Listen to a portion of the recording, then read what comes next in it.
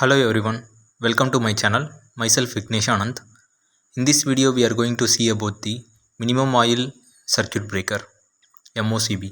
Actually the oil circuit breaker, in the sense the circuit breaker which does the arc winching and through the oil.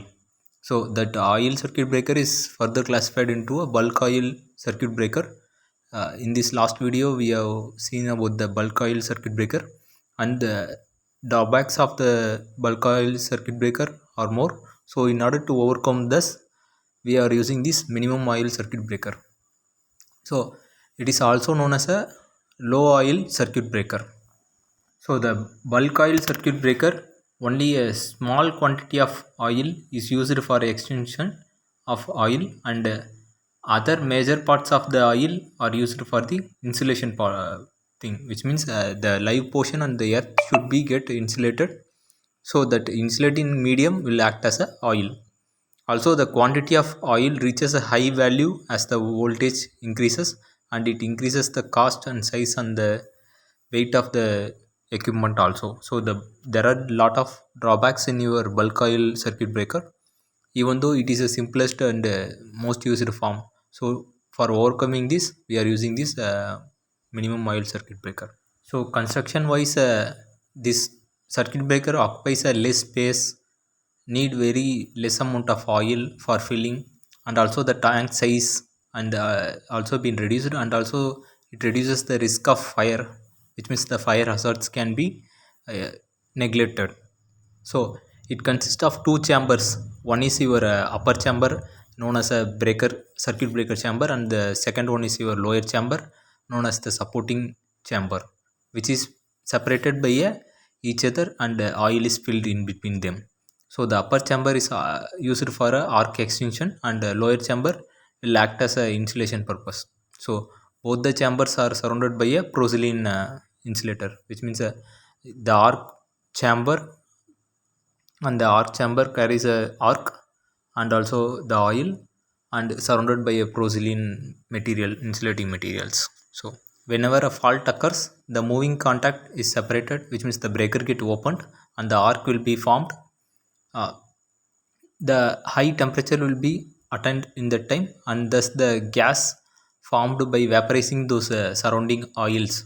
So the gas flowing near the contacts cause a cooling and splitting of the arc, and thus the arc is extinguished. So where we use a very minimum amount of oil for extinguishing the oil arcs. And also the uh, insulation, in the sense, in before, as I said, in bulk oil the insulating material is your oil itself, but in here it is separated by a chamber. So the chamber will act as a insulating medium for separating the live portion and from the earth. These are the construction diagram of your low or minimum oil circuit breaker. So as you seen at the top, the gas vent and the breather section is given for removing the over pressure, whenever over pressure is inside your tank. Next, top chamber at the top of your breaker, then terminals, which means the input and the output terminals, where the cables are been connected, or jumpers or aluminum buses are connected. Next, circuit breaker chamber. So as I said, upper chamber and lower chamber, two are there. One is your supporting chamber at the bottom, and the circuit breaker chamber at the top. Then the moving contacts and the fixed contacts are inside your chambers. So the fixed contact at the top and the moving contact at the bottom. Then uh, glass fiber enclosures are being given. Next is the operating rod, which the mechanical operation will be carried out, and the drain valves at the bottom. So excess of oils can be drained by these drain valves. So these are the constructional parts of your minimum oil circuit breakers.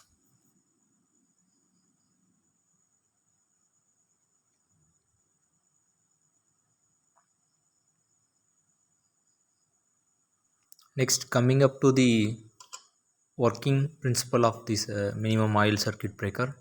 So under a normal condition, the moving contacts remains attached with the upper fixed contacts, which means the breaker will be in a closed condition and the current flows in a right direction from a source to load. So whenever a fault occurs, the moving contacts is pulled down by the tripping springs and arc is struck between the two contacts. So whenever a fault attend in the line, so automatically the breaker get opened and the moving contacts get separated from the fixed contact, and in between the both the contacts the arc get initiated. So in order to quench these arcs, the oil get striked with the arcs, and oil will be then further vaporized, and these vapors will also act as a cooling medium for this arc, which means it will the arc get cooled by the vapors. These vapors are mostly hydrogen, ethane, methane. In combination with hydrogen, ethane, methane and acetylene will be there. So the heat of arc causes a vaporization of oil and produces a gas under a high pressure. Due to this action of oil is passing through the central hole of moving contacts and forcing a series of oil through the respective passage of tubulars. So the uh, oil passing through the tubular form of a thing, which means a tubular means a terminals which separated from the circuit breaker top and the supporting thing. So this causes successively quenching of arc by the effect of separate stream of oil moving across the each sections in turn and bears away its gases. So the process of turbulation is orderly one, in which the section of the arc are successively quenched by the effect of separate streams of oil moving across each sections in a turn and heavily bearing its gases. So the gas vents of the arcing chamber are further classified into two types. One is your axial vent MOCB, another one is your radial vent MOCB. So this is the overall structure of your MOCB used for 132 kVs. This consists of three phases, RYB phases. So uh, RYB sections wise the insulator mediums and also the breakers are given. So the three of them are connected at the three pole intersection housings in the lower portion, which means the in between portion, then the structure at the lower portion and the mechanism box for operating these breakers. So the bottom procylene covered by a connecting rods and the top procylene covered by a interrupting chambers, and the oil indicators at the top and the top terminals, which means the live portions going to be connected at the top. This is one of the structural diagram of your MOCBs. Next, coming up to the advantages of the MOCB, it requires very little amount of oil. Then less amount of oil means the risk of fire hazards is very low. And comparing to bulk oil circuit breaker, it is less weight, and also the size of the equipment get reduced.